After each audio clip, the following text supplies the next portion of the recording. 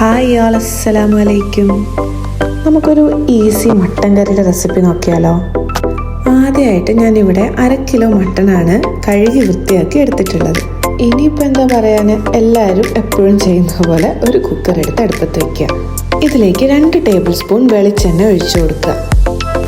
Oil ചൂടായി വരുമ്പോൾ നമുക്ക് ഇതിലേക്ക് 1 ടേബിൾ സ്പൂൺ പെരുംജീരകം ഫെനൽ സീഡ്സ് ഇട്ട് കൊടുക്കാം. 1/2 kg മട്ടണ് ഞാൻ 2 വലിയ സവോളയാണ് എടുത്തിട്ടുള്ളത്. സ്ലൈസ് ആയിട്ട് അരിഞ്ഞത് ഇതിലേക്ക് ഇട്ട് കൊടുക്കുക. ഇതിലേക്ക് ആവശ്യത്തിന് സോൾട്ട് ചേർത്ത് കൊടുക്കുക. സവോള നന്നായി വഴറ്റി വരുന്ന ഈ ടൈമിൽ നമുക്ക് ഇതിലേക്ക് മട്ടൺ ആഡ് ചെയ്ത് കൊടുക്കാം. രണ്ടും കൂടി നന്നായി മിക്സ് ചെയ്തതിന് ശേഷം ഇതിലേക്ക് 4 പച്ചമുളക് ആഡ് ചെയ്ത് കൊടുക്കുക.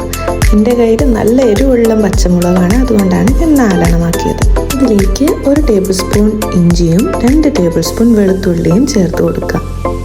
മട്ടൺ നമ്മൾ ആദ്യം തന്നെ ഇതിൽ ചേർത്തത് കൊണ്ട് ആ പച്ചമുളകിൻ്റെയും ജിഞ്ചർ ഗാർലിക് പേസ്റ്റിൻ്റെ ഒക്കെ ഫ്ലേവർ നല്ലപോലെ പിടിച്ചു കിട്ടും. ഈ മിക്സിലേക്ക് നമുക്കിനി നമ്മുടെ ഡ്രൈ ഇൻഗ്രീഡിയൻസ് ആഡ് ചെയ്ത് കൊടുക്കുക. 1/2 ടേബിൾ സ്പൂൺ മഞ്ഞൾപ്പൊടി, 1.5 ടേബിൾ സ്പൂൺ മുളക് പൊടി, ഞാനിവിടെ എരിവുള്ള മുളകാണ് എടുത്തിട്ടുള്ളത്. ഇതിലേക്ക് 2.5 ടേബിൾ സ്പൂൺ മല്ലിപ്പൊടി എന്നിവ ചേർത്ത് നന്നായിട്ട് വഴറ്റി കൊടുക്കാം. ഇതിൻ്റെ പച്ചമണം മാറിക്കഴിയുമ്പോൾ നമുക്ക് ഇതിലേക്ക് 2 ഇൻഗ്രീഡിയൻസ് കൂടെ ആഡ് ചെയ്താൽ നമ്മുടെ കറി ഇവിടെ റെഡിയാവും. അതെന്താണെന്ന് നോക്കാം. ഇതിലേക്ക് 1 ടീസ്പൂൺ ഗരം മസാലയും 1 ടേബിൾ സ്പൂൺ പെപ്പർ പൗഡറും കൂടെ ആഡ് ചെയ്ത് നന്നായിട്ട് ഇളക്കി കൊടുക്കുക.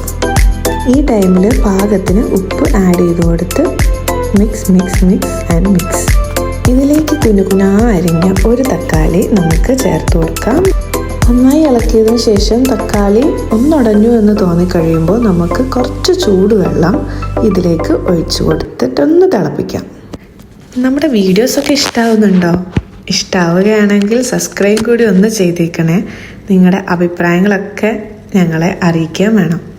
ഇനിയിപ്പോൾ കുക്കറൊക്കെ അടച്ച് വിസിൽ വരാനായി നമുക്ക് കാത്തിരിക്കാം.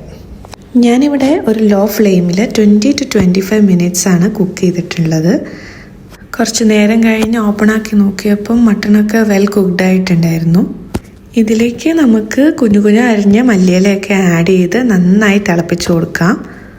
അങ്ങനെ നമ്മുടെ മട്ടൻ കറി ഇവിടെ റെഡി ആയിട്ടാണുള്ളത്. ഞാനിപ്പോൾ വളരെ സിമ്പിളായിട്ട് ഈ പറഞ്ഞതുപോലെ തന്നെ അതിലേറെ സിമ്പിളായിട്ട് ഉണ്ടാക്കാൻ പറ്റിയ ഒരു അടിപൊളി റെസിപ്പിയാണ്. നിങ്ങൾ എന്തായാലും ട്രൈ ചെയ്ത് നോക്കുക, എന്നിട്ട് ഫീഡ്ബാക്ക്സ് അറിയിക്കുക.